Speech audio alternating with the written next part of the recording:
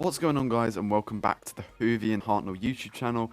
Today I'm going to be doing the Season 3 ranking video, which I believe is the longest season of classic Doctor Who. Please enjoy.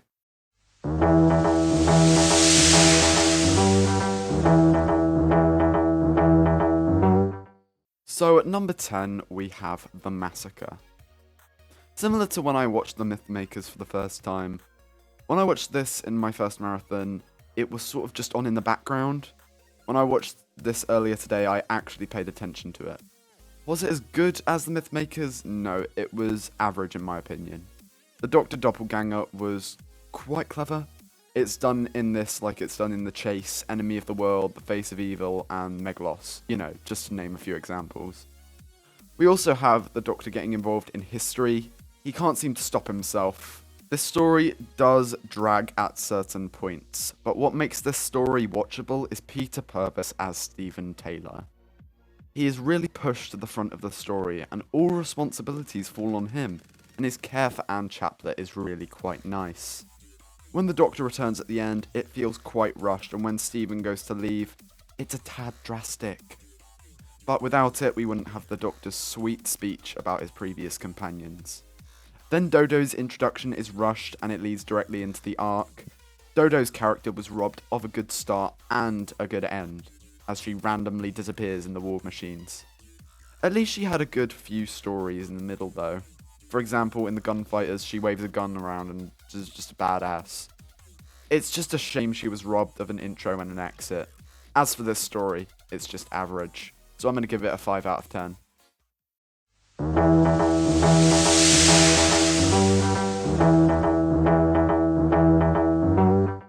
So at number 9, we have The Celestial Toymaker.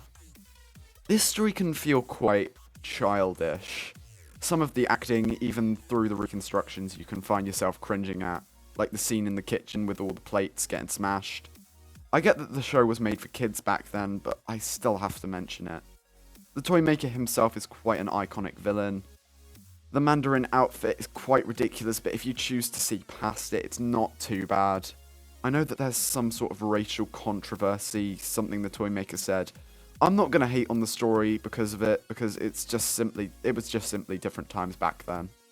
I like the concept of them having to play games to save their lives, but I don't like what they did with the Doctor. The whole point of the Trilogic game was to remove William Hartnell as the Doctor, as the showrunner at the time, John Wiles, had beef with him. Luckily, he was refused recasting the Doctor, so William Hartnell was saved. The story and the plot itself is quite average, but this is iconic, so I'll put it just above average, and give it a 6 out of 10.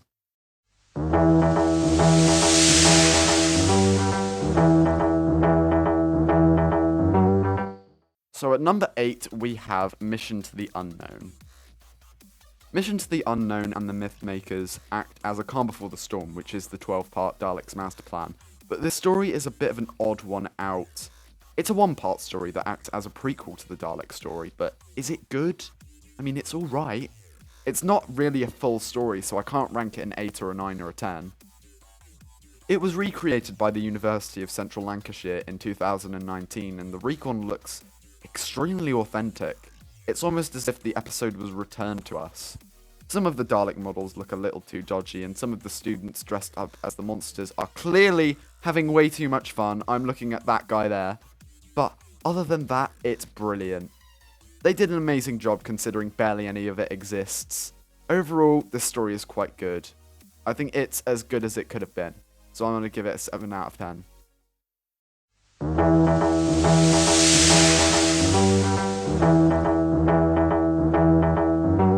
So at number 7, we have The Gunfighters. The Gunfighters is quite an underrated story, to be honest. It was so ambitious, trying to pull off a whole Wild West set in a small studio. The musical song transitions set a whole mood and atmosphere to the story, and the plot itself is really quite good. Dodo and Stephen get some really good character moments, like when they have to sing for their lives, and when Dodo threatens Doc Holliday with a gun. It can drag at certain points, but it's not really noticeable. For a classic Doctor Who story, the side characters are quite memorable. Usually with stories from this era especially, most of the side characters are really forgettable, With this story, you remember characters like Johnny Ringo and Doc Holliday. They're all in your head by the end of the story. Overall, this story is pretty great, so I'm going to give it a 7 out of 10.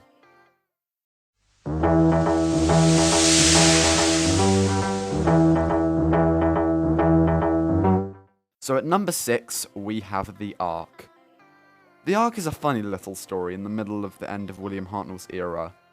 It's one of the 3 fully existing stories in Season 3, and whenever I'm doing my marathon, I always forget about it. I think this was one of the first Hartnell stories I watched properly, if not the first. And when I first watched it, I adored it. After rewatching it a few times, it isn't as good as I remember, but it's still great. For the 1960s, all of the sets are really quite convincing. The Ark itself is a fantastic feat of set design. This story is broken down into 2 separate parts. The first one about the disease Dodo infected everyone with, and the second one about the Monoid Revolution, and them arriving on the Earth-like planet. The bomb being in the statue is quite clever, and all of the characters you can find yourself attached to. The ending with everyone at peace was quite nice to see too, so I'm going to give it a 7 out of 10.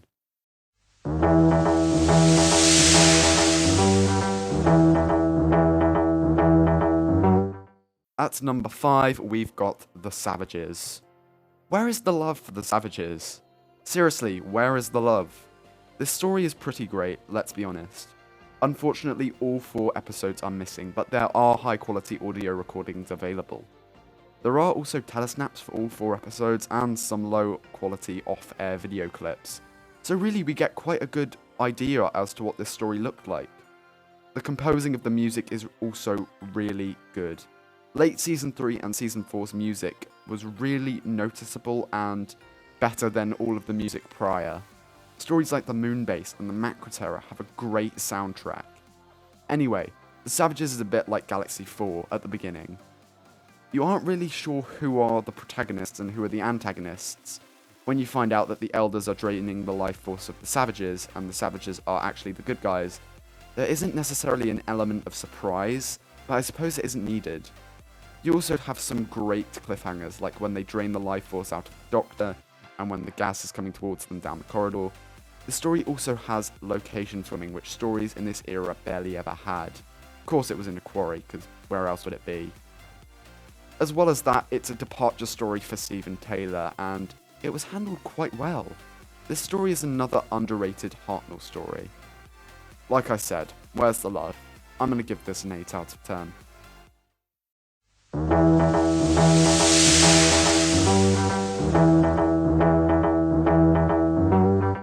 So at number 4, we've got Galaxy 4. Here we go, it's another of my Hartnell guilty pleasures. Galaxy 4 has always been one of my favourite Hartnell stories. During my first marathon, it came second out of all of the first Doctor stories. Do I still like it that much? Yeah, I know that I shouldn't, but I just do. I love the Chumblies and the way they're designed. I love the Dravens and the Rills and how you're supposed to think that the Dravens are the protagonists. I think that there's a really nice message behind it. Don't judge a book by its cover. Then there's the whole thing about the planet exploding, which I think is a nice plot device. The only things that stop this story from being a 10 out of 10 are the final script edits. The original Galaxy 4 script that William Ems wrote was for the Doctor, Vicky, Ian and Barbara, but they left during the chase and Stephen had to be put in the script. So the Doctor got Ian's lines and poor Stephen got Barbara's lines. I think it's a massive shame and it really annoys me that this was the final story junked. During the junking of missing episodes, apparently this was one of the last ones destroyed. If only they'd gotten there a little bit sooner, we'd have this fully existing. So I'm going to give this an 8 out of 10.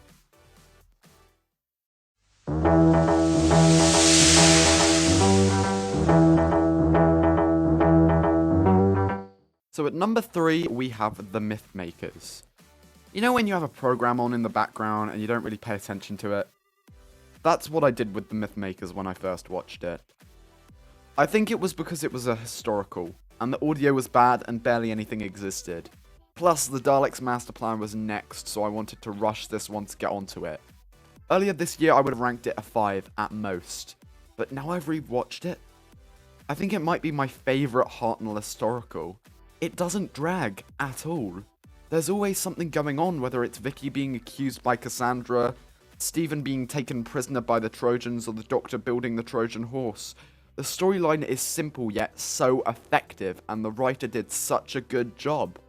You can imagine my surprise when I watched this and realised how good it was. I have one criticism, and it's that they have yet again married off another companion. It's almost like whenever they want to get rid of a female companion, they're just like, yep, marry them. It happens to Susan, Vicky, Jo, Leela. All of them have had rushed marriage storylines. This one and Susan's one aren't too bad, but they seem to do it a lot. I mean, we've got the Doctor messing with history again and getting involved with the whole Trojan horse thing. In fact, he planned and built it. But, yeah, I just love it when the Doctor gets involved in history. I said it in one of the previous reviews. I just find it so funny that the Doctor was involved in the building of the Trojan horse. So this story is amazing, and I'm going to give it a 9 out of 10.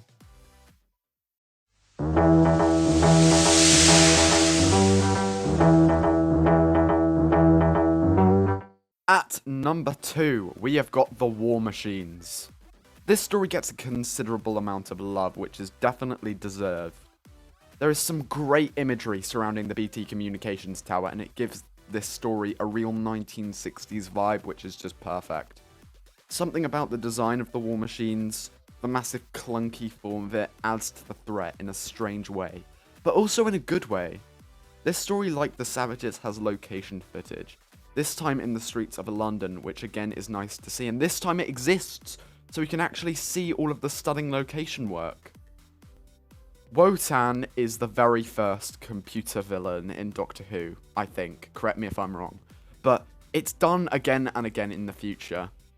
I would give this a 10 out of 10, but unfortunately there are some reasons why I can't. One main reason is Dodo's departure. She was only on a contract for the first 2 episodes, so they didn't really give her a proper exit. On the other hand, we are introduced to Ben and Polly, who are 2 pretty great companions. We're so lucky to have this story existing, especially seeming as though it might not have ever been recovered after it was junked. Watching the Wotan Assembly special feature on the DVD actually shows how much care was put into returning this story to its original form. It's a really great special feature. This is probably in my top 3 Hartnell stories, so I'm going to give this a 9 out of 10. Hello YouTube, I'm recording this after I've edited this Season 3 ranking video. And you might be wondering, oh, why are you here and why are you talking to me? I want to get on with the ranking. See, my YouTube video got copyright claimed. Well, I know that it's definitely not going to let me include any War Machines clips. And I already included them. So I had to cut them all out, and to avoid having to sync everything back together, I'm just going to have this little thing bridging the War Machines across to the number 1 spot. So, yeah, I'm going to let you get back to the video now. Bye-bye.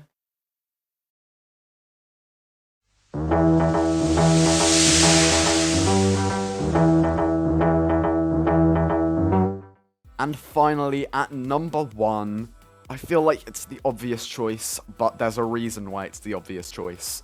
I've gone for the Daleks' Master Plan. This story is huge. Seriously, it's 12 parts, nearly 5 hours worth of content. If you watch it too quickly and all at once, it's way too much to take in. If you really want to enjoy this story, you should take your time watching it and enjoy every moment. Now I've got that out the way, this story is amazing. After the events of Mission to the Unknown and the Mythmakers, the TARDIS lands on Kemble. With Stephen injured and potential new companion Katarina confused, the Doctor goes outside to investigate. The sets of Kemble are extremely seamless. They might as well have been on another planet for all we knew. Kevin Stoney's performance as Mavic Chen is brilliant. No, it can't be! It came from Uranus! I know it did! Even though 9 out of the 12 episodes are missing, you can still tell that his performance was perfect. Same with Jean Marsh as Sarah Kingdom. Walker! Walker, where are you? Yes? The 2 fugitives have escaped. All exits of the main block are to be guarded. That's Brett Bryan. Yes, he's dead. The others must be killed as well. They will be shot on sight, but aim for the head.